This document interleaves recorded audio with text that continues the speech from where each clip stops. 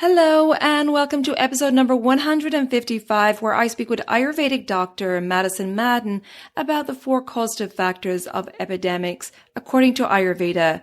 We talk about the correlation between chronic disease in our own body and the current environmental situation. And Madison shares with us some simple advice and changes that we can make and those life questions to reflect upon. So please stay tuned.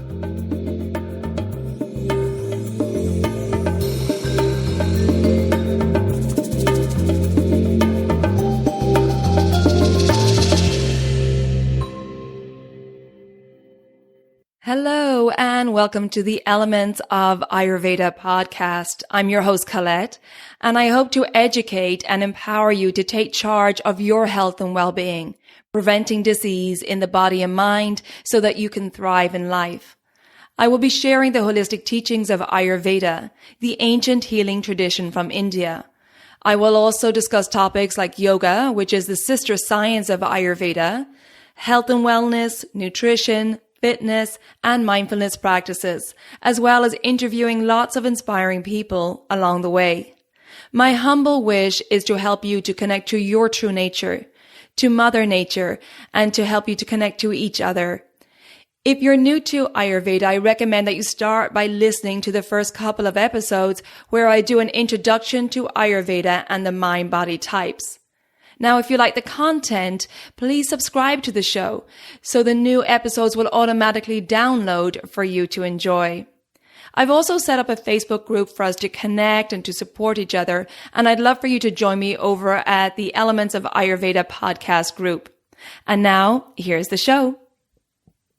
This episode is sponsored by Kerala Ayurveda. Are you interested in deepening your study of Ayurveda? Now more than ever, the world needs people like you who prioritize wellness to follow your true life purpose. Study of the Vedas is like a roadmap to uncovering your best self. This is why Kerala Ayurveda Academy calls the first level of study a personal transformation. Ayurveda is a living science, which means studying it only awakens the intelligence already within you.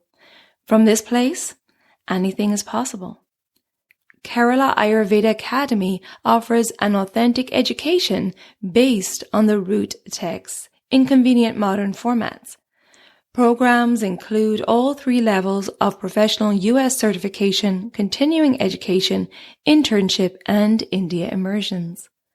Kerala is a full-spectrum Ayurvedic company with deep roots in India, offering education, wellness, and products. To learn more, visit keralaayurveda.us/elements for special offers just for Elements of Ayurveda listeners like you. That's keralaayurveda.us/elements, and you'll find that link in the show notes also. Hello and welcome back to the Elements of Ayurveda podcast. Today I'm very happy to welcome back Madison Madden. Madison is a NAMA-recognized Ayurvedic doctor, Kundalini yoga teacher, and co-founder of Pacific Coast Ayurveda.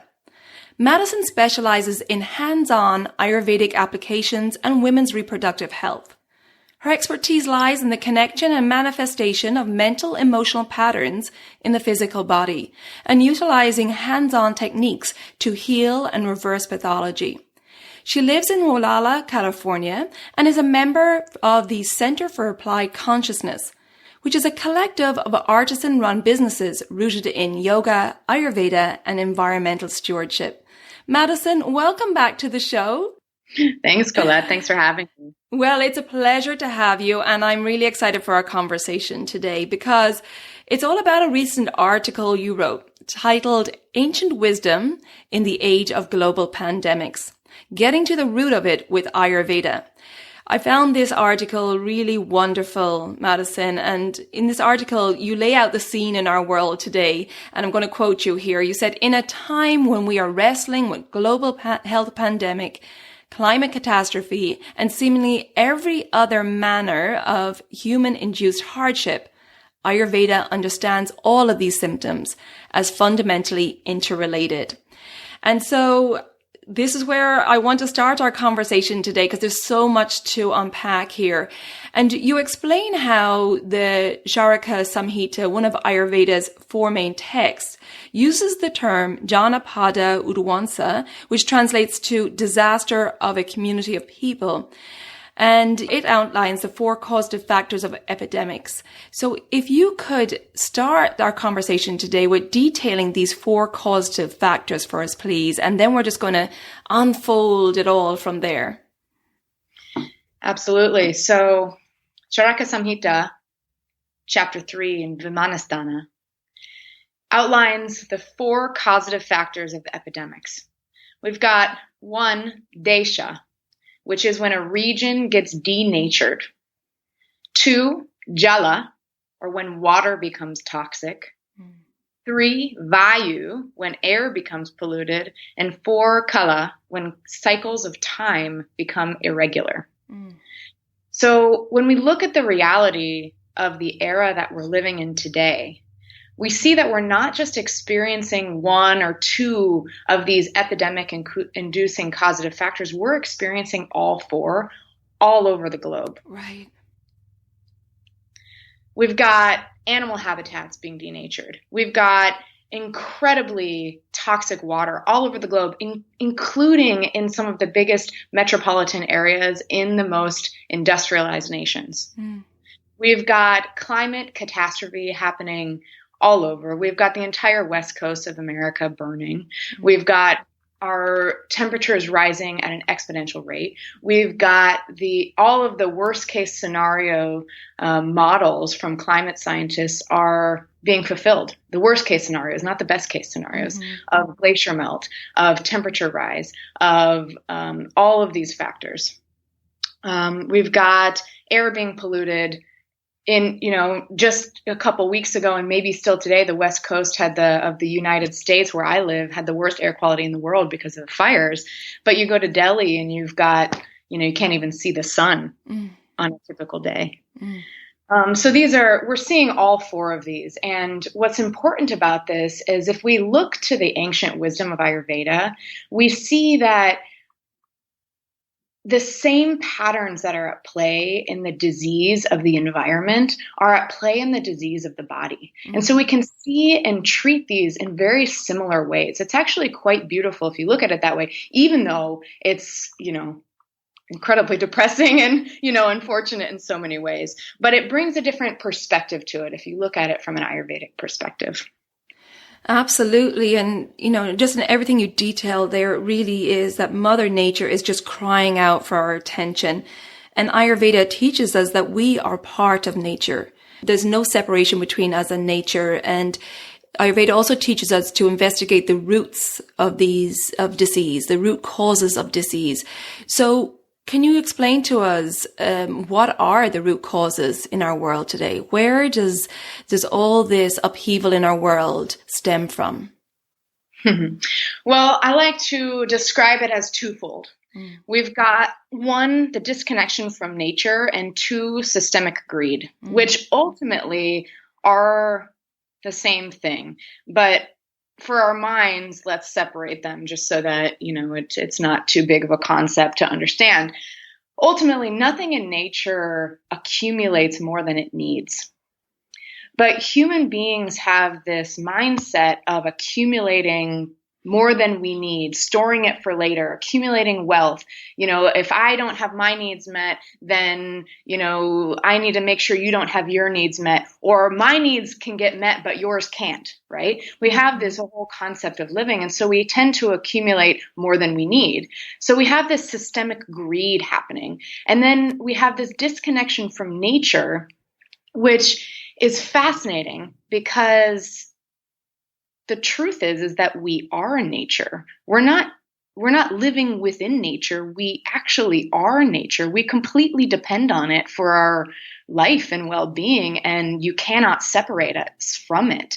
But we have this mentality as human beings, at least in the Western world, where we actually try to dominate and control nature as opposed to live in harmony with it and learn from it and, be a symbiotic part of nature's rhythms. But in Ayurveda is all about matching your nature with nature. The closer you can get to living within what we call your constitution or your prakriti, which is your nature, is the blueprint to your health. So those two factors, the disconnection from nature and this systemic greed, which is challenging for people to really see on a real level, because we don't like to think of ourselves as greedy. Right. Especially those of us with, philanthropic, attributes and, trying to do good in the world and things like that. But when you look at our lifestyles, they are deeply unsustainable in nature. Even those of us who love nature are living lifestyles that are destructive of nature. Yeah, it's so true. And it really comes down to, not only our belief systems, but also the way our systems are set up. And we really have this pyramid structure, the capitalistic kind of pyramid structure and the thought process of I must step on somebody else in order to succeed and to be better than, to achieve more. And the scarcity mentality that there's not enough for everyone. So I have to push others down in order to get to the top of the pyramid. And, it's kind of using the land, using people and taking the most out of them, that we possibly can. And it's the same with nature, that we have this pyramid structure in nature, that we must overcome it, that we must succeed over nature because we deem ourselves as most intelligent creature and therefore we can control and use and abuse nature as well. So it's our belief systems, it's the way our systems of capitalism are structured as well. What's your thoughts on that? Well, the truth is that our systems, you look at it, our political system, our food system, our transportation system, our health system, they're made up of us. They're made up of a collective of individuals that are full of desires and habits. So we tend to think of ourselves as kind of victims of the systems that we live in, right? But all of our collective desires and habits, for the most part, when you look at them, they all have something in common. And that common factor in modern day is that all of our systems are individualist in philosophy. They're not collective in philosophy. We look at all the corrupt governments around the world, and we see, the government is there to protect the people. How often do we see, the riots going on like our government's not protecting the people? The government has its own interest in mind.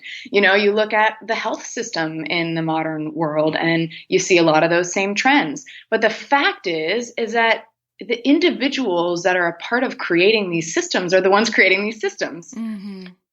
So I look at it, I see it as, if I look at what's going on with our environment and I look at what I know as an Ayurvedic doctor about how disease accumulates in the body, I see ultimately the same thing. And I see what is going on with our environmental and social collapse as being synonymous with chronic disease. So just as someone with a chronic illness, has tendencies of overconsumption, right? Of overconsumption of whatever that is, whether that be food or whether that be sex or whether that be, any of the, common addictions that, everyone struggles with, creates a lifestyle of chronic disease. That on a collective level is creating this chronic disease of our culture and our environment. And that's why, when we talk about Ayurveda for, the epidemic or what's these causative factors, I'm not talking about curing COVID-19 by looking at these kind of macrocosmic factors. But in a way I am, because it's similar to how if you just suppress a symptom in the body, then it's going to pop up somewhere else. So with the pandemic, let's take that for instance. We could get into, you can look into the geographical, the biological, all these different factors that have led to these diseases and viruses, jumping from animals to humans and how humans living in habitats and all these things that are, the immune systems of people that are creating, a more challenging or a more hosting environment for these viruses. All these things are true. But you look at it and you see how we've basically created an environment that is prone to illness. Just like someone whose lifestyle has been unsustainable for their body creates an environment that's prone to chronic disease. And that chronic disease can't just be, you can't just do something little and change it. You can't just take a Tylenol and make your pain go away. If you make your pain go away somewhere, it'll pop up somewhere else. You make your rash go away there, the pitta imbalance will come up somewhere else, right? So that's the same thing with the environment and this pandemic. We have created an environment that this virus is thriving in. We've created an environment where our Earth is just destroying. It's coming back at us and saying, look, this is unsustainable. We've got this, I'm sick. So we have to look at it that way, and we have to treat it like we would chronic illness, which is basically we have to radically change our lifestyle. We have to radically change our mentality. We have to come together and both, us as civilians and those leaders of the world have to see it that way and see the holistic manner in which we've created this illness or this environment that's ripe for illness. And how can we create, basically a better immune system for our culture and our planet? Right, exactly. Great points. And like you said, we have to get to the roots of this disease in our world and also look at it from a holistic perspective, because we can't just look at one factor because there's so many factors at play here. So what in this situation does Ayurveda advise? Where do we begin to turn things around and set ourselves on the right path? Well, I mentioned earlier, and I went on a little bit of a tangent there, that what we have in common with all of our systems is this individualist philosophy of living life. But nature is in essence collective. And so that's number one, is that our systems and our lifestyle habits all around the globe, we fundamentally lack we consciousness. And nature in essence is that it's collective, it's harmonious. So that's number one. So if we look at that in an Ayurvedic perspective, the cure to epidemics, to these, if you look at the Chakra Samhita, the cure to this is sattva in all of its expressions. So sattva, for, your listeners that know what that is, you know what it is. For those of you that don't, sattva is a term that refers to purity, truth, clarity. The word sat means truth. So oftentimes Ayurvedic practitioners and doctors will point their clients and their patients in a direction towards a sattvic lifestyle, or they'll put them on a sattvic diet. And, that includes things like eating particular foods that are sattvic in nature, having particular meditative practices that are sattvic in nature, all of those, many different ways. And there really is no equation for this. There isn't like, I can tell you 5 things to do that are going to make your life sattvic now. It's actually a state of being. And just like in any ecosystem around the world that has a different quality, right? The quality of equilibrium in the rainforest is very different than the quality of equilibrium in the desert. And that's the same with us as people, as we have different constitutions, we have different contexts of our community, we have different regions that we live in. And so the expression of sattva is going to be unique to everybody and to every community. So we need to move ourselves quickly into a lifestyle where sattva is the basis of it. Right. And it really is about finding that balance within yourself, right? It starts with finding the balance within your own body and mind, and then finding the balance within your environment. Yeah, absolutely. And, they're one and the same. Mm-hmm. And so, that's really what I would like to get across here, is that what's good for the planet is also good for the people. Mm-hmm. And what's good for the people or my body is also good for my mind. And what's good for my mind is also good for your mind. And our collective mind is what creates our collective reality or culture. So it's in this that we see that we have a very direct impact on the world. Right. And so a lot of us feel like we're, just this small piece that can't really make a difference. And in some ways that's true. Me buying an electric car or me eating a vegetarian diet myself isn't going to turn around climate change. And it's not going to, me having a robust immune system and being able to, battle my own battle with COVID-19 isn't going to change someone else's necessarily in that individualist way. But you can see that if we really did this and inspired one another to create a lifestyle and a life and a mindset that had this truth in mind, then we actually have a very direct and very big impact on the world because we're the ones that are creating it. Absolutely. And starting with yourself and then, vibrating out that energy and being a role model for others can have a big impact on your family, on your community, and so on. Absolutely. Yeah. Now, the situation, yes, it is very overwhelming, but Ayurveda does teach us that we can have this impact that we're talking about.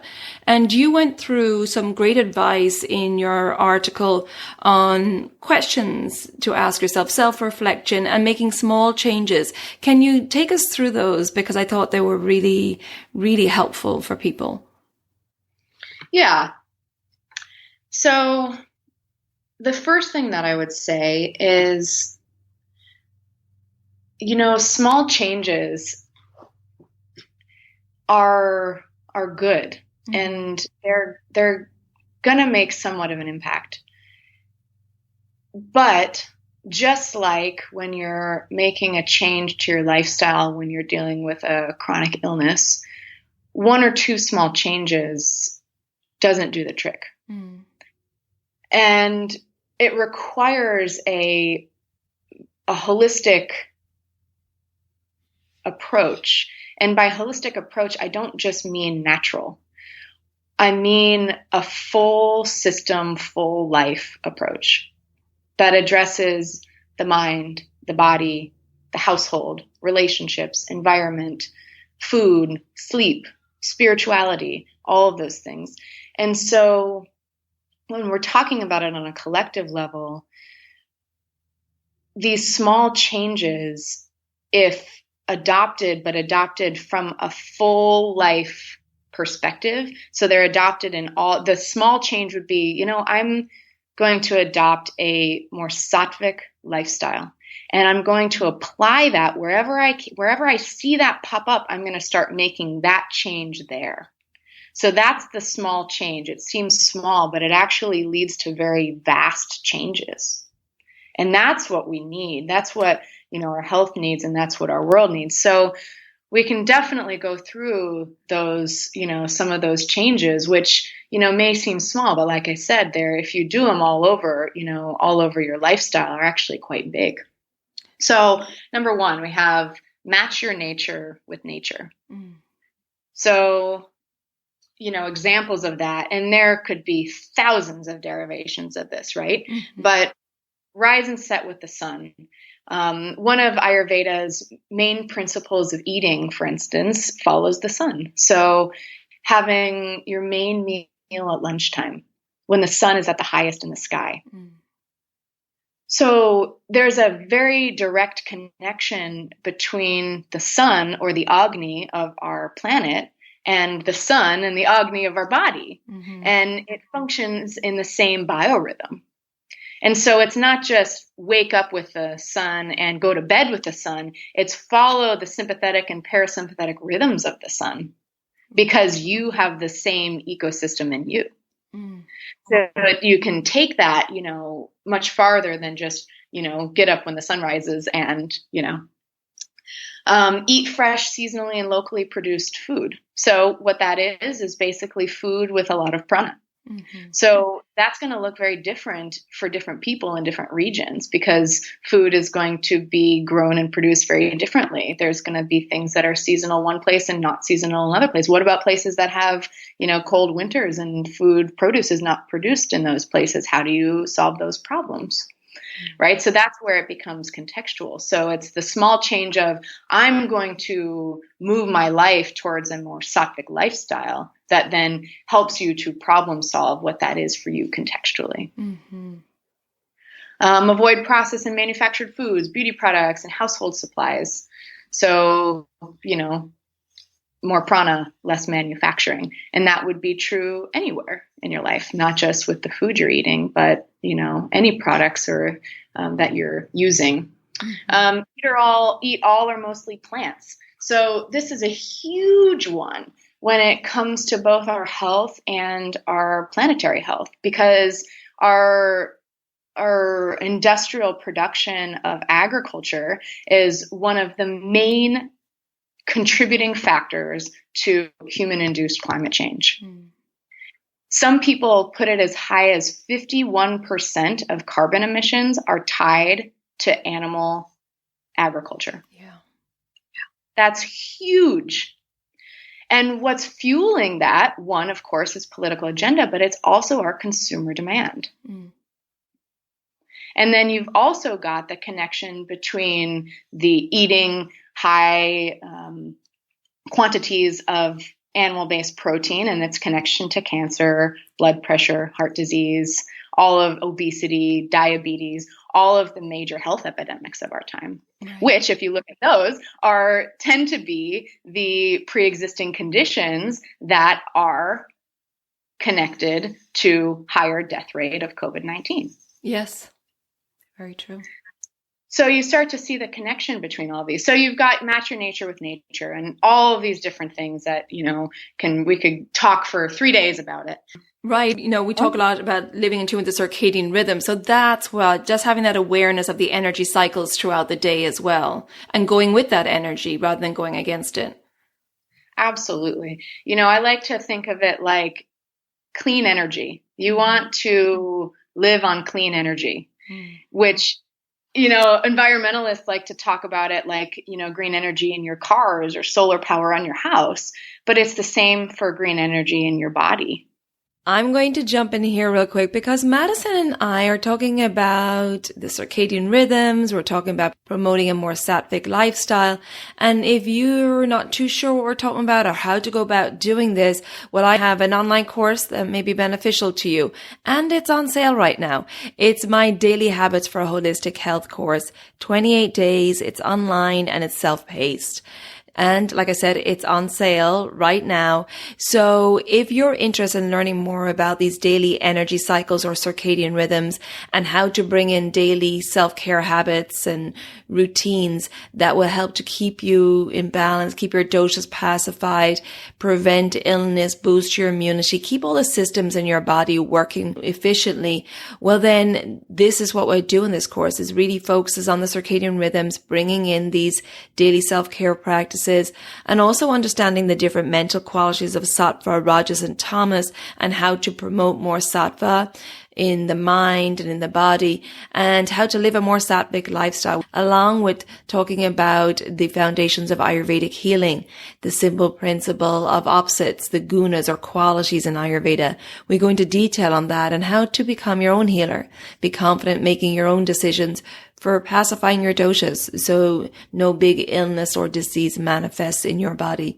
So if you're interested in learning more about the circadian rhythms, about living a more sattvic lifestyle, and a lot more education around that, as well as support in implementing daily self-care practices to develop a more sattvic lifestyle, well then click on the link in the show notes or visit my website, elementshealingandwellbeing.com. Go to the events tab. That is where you'll find the Daily Habits course on sale. If you're listening to this well after October, November 2020, you can find the Daily Habits course under services and programs. Okay, let's go back to the show. All right, I've got prioritize connection. Mm-hmm. So we live in a world that tends to prioritize profit over relationships. But we also have all this science and evidence now that points to depression, chronic illness, chronic pain, and its connection to loneliness and isolation. Right. So we're living in a world that has all this, wealth disparity and all that. And we live in a world that's the loneliest and most isolated in human history. So we need to shift that. We need to shift to a culture and a lifestyle and a mindset that prioritizes connection and relationship over profit. Absolutely. So in your individual life, that looks like, intentionally creating groups and social connections that build on healthy habits, engaging in activities and relationships that bring you joy, not just our work.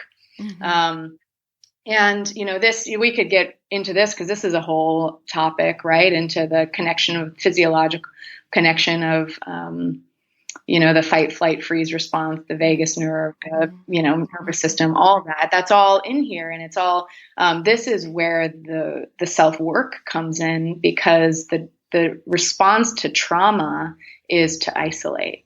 And we're experiencing not just our individual traumas of our individual lives, but we're experiencing the result of collective trauma. Yes. And so the tendency of most people's nervous system is to isolate and protect themselves. And that's where our real intense work comes in, is to reopen our hearts to connection and intimacy, as opposed to self-preservation. Right. And we're really coming up against that now with COVID and lockdowns and home confinements and restrictions. Absolutely. Yeah. It's, so it's in many ways escalated and, highlighted right now.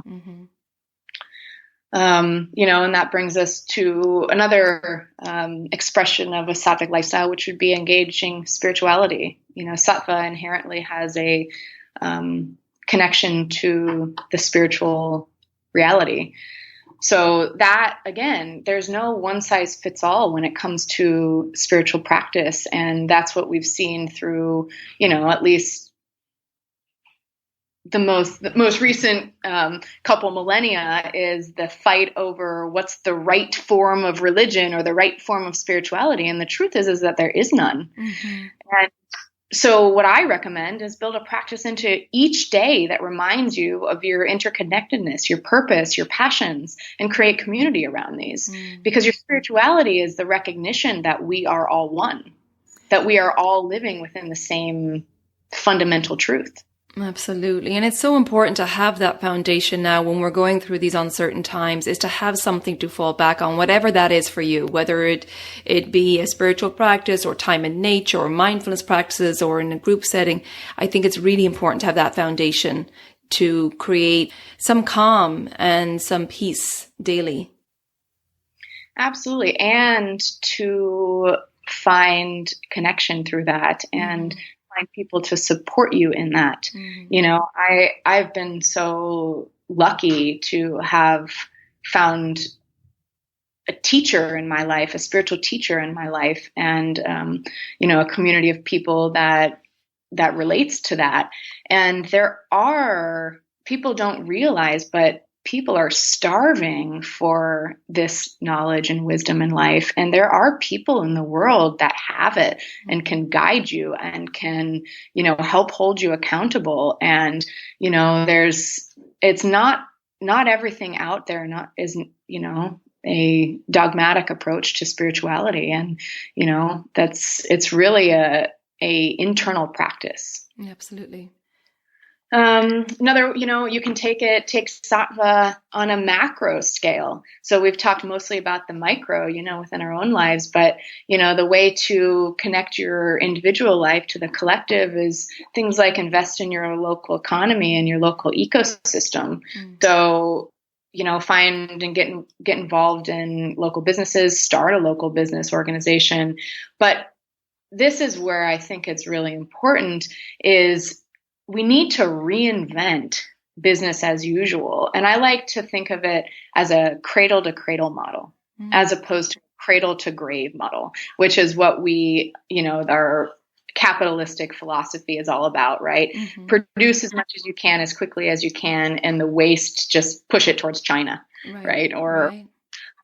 So we quickly and radically need to do this. And we can do this. We all have the power to do this in our contained environment. So we can do this with our small businesses that we have. We can do this in our households. And each time we do this and we talk about it, teach about it, we help the people around us and the businesses around us learn to do that themselves. So that would be learn to eliminate waste, repurpose, invest in your local community. And that's the same with our bodies, right? We want to create sustainable food that comes in and goes out well. We want to digest, assimilate, and eliminate in a way that's sustainable, just like we want our businesses to do the same thing. This is something that a lot of people kind of overlook now because we live in towns and cities, but learn about your local ecosystem and the ways that you can engage and support its preservation and adaptation. What are the edible and medicinal plants that grow in your region? What were the lifestyles of the native people of the land that you live on? How did they produce medicine? How did they produce food? How did they produce shelter? Because the native people of every land all across the globe lived a sustainable lifestyle. And so what we've done in the Western world is basically push the native communities to the side. We've either killed them, raped them, pillaged them, or we've isolated them, under the jurisdiction of government practices. But the truth is that they're the ones that should be teaching us. Absolutely. We've hit a point in our world where we need the wisdom that the native communities have. They should be leading our way out of this. Absolutely. We are so ignorant of that wisdom. And that's exactly what is going to help us out of this. We're, leaning on the teachings of Ayurveda now, but there's so much wisdom from all these indigenous cultures that we really have lost in our greed, as you mentioned earlier. And we need to go back to those simple structures and that relationship that these indigenous cultures had with nature. And that close connection. And, we kind of poo-pooed that and thought we can do better. And again, it was our greed and just being totally blinded and thinking that we knew it all. Right. And I want to go back to the local economy because I love that you mentioned that, Madison, before we go forward, is that right now we're seeing a lot of businesses affected, obviously, by COVID and struggling. And so I really think it's so important for us to connect with those small local businesses, those mom and pop stores who are struggling right now, and particularly as holiday time is coming, and investing in those stores and in those small businesses. We've seen the big online businesses do so well over the pandemic. So let's make a conscious effort to support the small local businesses in our towns, because they are the cement of our community. And that's where we socialize, and that's where we have the capacity to meet others in our community. And without those small businesses, our communities are going to suffer.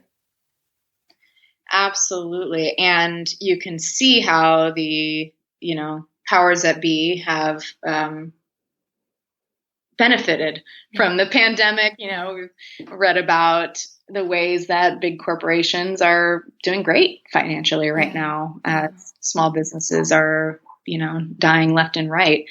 So absolutely support our local businesses, and those of us with small businesses, it's a great time to reinvent business as usual. And this time in a way is forcing us to do that. In a way, COVID-19, just as it's really forcing people to look at, how healthy is my immune system? Because that's the only thing that I have right now to combat COVID-19. It's the same with our businesses. Like, okay, if I'm going to survive this, I need to be flexible and creative. And how can I reinvent the way that I'm doing this in a way that really serves my community? What does my community really need? And how can I serve it? And how can I do that in a way that is sustainable. And I don't just mean that ecologically. I mean, that's, the famous saying, and pretty much every spiritual teaching is, serve God's children and God will serve you, right? Mm-hmm. And, replace the word God with whatever you want. But really do that. It's time to reinvent it. It's time to get real creative and honest about it. So true. And this time where we've all had to kind of sit and be quiet and maybe home confinement and so on, is giving us time to reflect. And I love that, Madison, you said, going back to the native, learn your native wisdom. And I think with COVID, we have limited social connection, but it is a time where we can be outdoors. Being outdoors is the one safe place we can be right now, and getting outside and really connecting with nature. I recently moved back to Ireland, and I've been reconnecting with the countryside and doing things like foraging. And I went on a foraging excursion one day with a professional forager, or getting back into hiking in the local area, but taking the kids outside and getting curious about the nature around you and being a good role model for your children and connecting them with nature and getting them to be curious about it also. I think it's just a great opportunity. So within this chaos, we can find really wonderful opportunities and golden moments that are great teachings for ourselves and for our children. Yes. And re-engaging nature is the best way to create a relationship with it. And then, when children re-engage nature, or engage nature maybe for the first time, because a lot of children have mostly been engaged with computers for their lives. And this in a way is this whole thing of doing, I know in some places there's children doing school over Zoom right now, and kids are just over being on the computer. What a great opportunity that is, because kids actually want to go outside right now. Yes. They actually want to learn and experience nature, maybe for the first time in their life, because it's the novelty now, right? So what a great opportunity it is to use that and really passionately get involved in it. And that's the best way to, on a big level, to preserve nature, is to get people to re-engage it, to build a relationship with it. Because when you love something, you don't want it to die. Yes, it's such a great foundational education for the children, and also just to connect ourselves back, because in the hurry of modern life, we bypass so much, and so much of that wonder and awe of nature and our connection and the intelligence of nature. We're missing out on so much. So, within this chaos, there are some really great opportunities. And we talked, Madison, about reflecting and during this time, and you had some great reflective questions to ask, and I think they were wonderful. If you could share some of those with us, I'd appreciate it. Sure. Well, I say ask the hard questions and listen carefully for the answers. Where does my lifestyle contradict my values? Just the other night, I watched a incredible film on Uplift TV called The 12, I think is what it was called. And they brought 12 indigenous leaders together at the UN and did basically a ceremony to try to bring the native wisdom keepers together to help planet Earth. And it left me with this feeling inside of, wow, like there is still a lot in my lifestyle that contradicts my values, because in my heart, I really long to live in rhythm with nature and be someone who isn't just, isn't taking more than I give, and is not held captive by modern technology and by the system of the economy and all the things, right? So that I really felt that, and it has led to some deep conversations with those in my life that's not just stimulated by me, but okay, so how do we do that? What's next? What do we need to change? And we already live a quite an unconventional lifestyle, right? But where does my lifestyle contradict my values? That's number one. Yeah, and that reminds me of that Gandhi quote, and I don't have the exact wording of it, but it goes something like, happiness is when our thoughts, our words, and our actions are in alignment. And I think, you know, even though we might not reflect on this question daily, there's a deep knowing when we are out of alignment with our true nature. And that in Ayurveda would be the root cause of disease. Yes, exactly. So as you're listening to this and you have whatever form of, you know, that you do, whatever your health status is, ultimately what it boils down to is that. Mm-hmm. That's the root cause. Yeah. So it's a very powerful question if you can really have the courage to go there. Yes. Indeed. Where do I take more than I give? This is a hard one because we don't like to think of ourselves as takers. We like to think of ourselves as givers.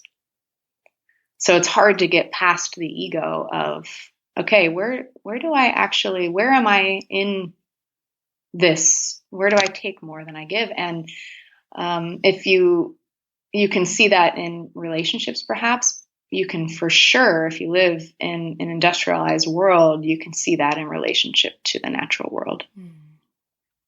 How does my fear keep me in a cycle of protection rather than service? That's a great question. This is huge because fear in its essence puts us into a mode of self-preservation or protection. Mm-hmm. And you can look at that from a social standpoint. You can look at that from a neurological standpoint. You can look at that from an ecological standpoint. But they're all the same. Yeah. When I'm in fear, I'm not looking outside of myself. Mm-hmm. I'm looking to protect myself. Yeah. Well, and you could even say that greed comes from fear as well. You could. Mm-hmm. Yes. Yes. Yes, because the insecurity of, of having enough resources through the winter, a very primal example, right? Right, exactly. Or throughout a lifetime, my retirement plan, right. my family, not yours. Yeah. Yeah, so true. What parts of my lifestyle have been too inconvenient to consider changing? What impact does my business really have on the world? Wow.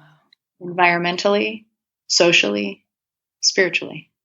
Yeah. And not only, the business, but what company you work for, who you work for. I think that's a big question. And not everyone will have the luxury of being able to shift so easy, but it's definitely one over the long term to think about your goals in relation to this, in relation to, what you're doing for your work. Right. And what I don't want to happen is I'm not asking us to ask these questions and then feel tremendously guilty and shameful for the answers. Mm-hmm.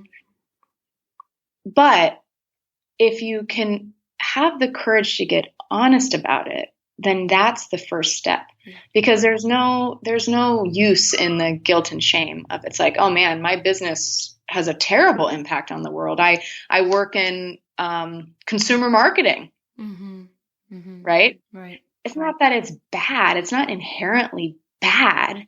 It's just, what impact does it have? And let's just get honest about it. And then from that honesty, maybe that will inspire some change of perspective, or maybe some solution finding, or a change of heart, or an opening of a heart. Maybe it will inspire, who knows where that will go. But the honesty of it is the first step of sattva, because remember, sat means truth. Mm-hmm. So true. And I really agree with you. The guilt and the shame, that's just draining energy. It's of no use to anybody. But like you're saying, Madison, just asking these questions, just putting those thoughts out there can be a catalyst to change. It will then start you, searching and looking and being curious about what else is possible. And I think that's just by putting your energy in that direction versus the shame and the guilt will be much more beneficial for you and for the planet as well. Right. And that's where we get to the previous question, which is what part of my lifestyle has been too inconvenient to consider change? Right. So if we can at least get honest about it and say, if this is a really inconvenient truth, yeah, but it's the truth. Yeah. Yeah. And then the last one I posed was, how can I create a lifestyle that lives in harmony with nature? What do I need to change? And what hard conversations do I need to have? Wow. Yeah, these are wonderful questions. Really great questions to start thinking about. And thank you, Madison. This article was really wonderful, and I appreciate you sharing it today. And, I'd love for others out there to reflect on these and maybe tell us what you think over on the podcast Facebook group and comment or write your reflections on this. But this is where it starts. We're obviously, the people out there listening, you're already on this journey of discovering your truth and your true nature and connecting with your true nature and Mother Nature and connecting with the community. You're already on this journey, and it's a beautiful journey. It can be challenging at times, but these are great questions to reflect on. So thank you, Madison. This is really wonderful. You're welcome. And thanks for helping us get it out there. These are Ayurveda. To me, Ayurveda is much more than just, prescribing herbs or, eating a healthy diet. Ayurveda teaches us a wisdom of life. Yeah.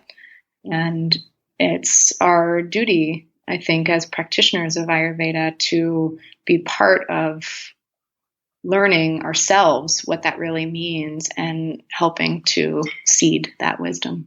Absolutely. I agree. I think, Ayurveda, it starts with a self-transformation, but that's only the start of the journey. Yes. And there are a lot of different expressions of it. It's easy for us to Ayurveda comes from India, and ancient India had all these incredible wisdom practices, and we have to find a way to integrate that wisdom into our modern life and integrate that into the ecosystems in which we live and the communities in which we live. Beautiful. Such great advice. And Madison, tell us a little bit about what you're up to and about your offerings and where people can connect with you. Sure. Well, we are in Gualala, California, which is a small coastal town in Northern California. Currently in the COVID situation, we have a commercial kitchen in which we serve Ayurvedic inspired food. We're starting a brand of food and herbs and spices called Science of Life that hopefully you'll be able to find shortly. And we've got an Ayurvedic clinic here. And we are starting a school called the International Institute of Tantric and Vedic Sciences. We've got a couple pilot programs that we're starting this coming year, Panchakarma technician certification, and a Ayurveda and the vagus nerve on addiction and counseling. Wow. So we've got a lot here going on, and we're in the COVID situation has actually helped us expand, beyond our local community, and we'll see where that takes us. You can find us at www.pcayurveda.com, and you can look at our collection of artisan businesses at center4ac.com. Wonderful. And I will put all those links in the show notes. And Madison, thank you. Thank you for the wonderful work you're doing in the world. Thank you for this wonderful information that you put together. I think it's a really important conversation. It's part of all of us who are on this Ayurvedic journey is not only, like I said, to connect to our true nature, but also to connecting to Mother Nature and connecting to each other as well. So we can develop this weak consciousness, which is what we need in the world right now. So Madison, thank you so much for sharing, and best wishes for your new school. This sounds very exciting, and your new product line. And again, I'll put all those links in the show notes. Thanks, Colette. Thanks for having me. It's a pleasure. Take good care of yourself, and I hope to chat with you again soon. Thank you. You too. Bye-bye. Take care for now. Bye-bye. I hope you enjoyed that conversation with Ayurvedic Doctor Madison Madden. Such great insights there. And if you feel that this episode will be helpful to family or friends, please share it so we can get this wisdom of Ayurveda out there to help people. Please also check out the show notes for all the links that Madison mentioned, along with the link to my discounted Daily Habits for Holistic Health course, which provides lots of information around the circadian rhythms, implementing daily dinacharya, and creating a more sattvic lifestyle to help you get in touch with your true nature, with Mother Nature, and with your community. Also, I will put the link to the Facebook group. Please have your say, comment, or reflect or give feedback on this episode or other episodes. I'd love to hear from you there. If you haven't already subscribed to the podcast, please do so the episodes will automatically download for you. And please support the podcast if you can over on the Elements Patreon page. I would truly appreciate that. And until next time, take good care of yourself, be well, and slán go fóill. Bye for now.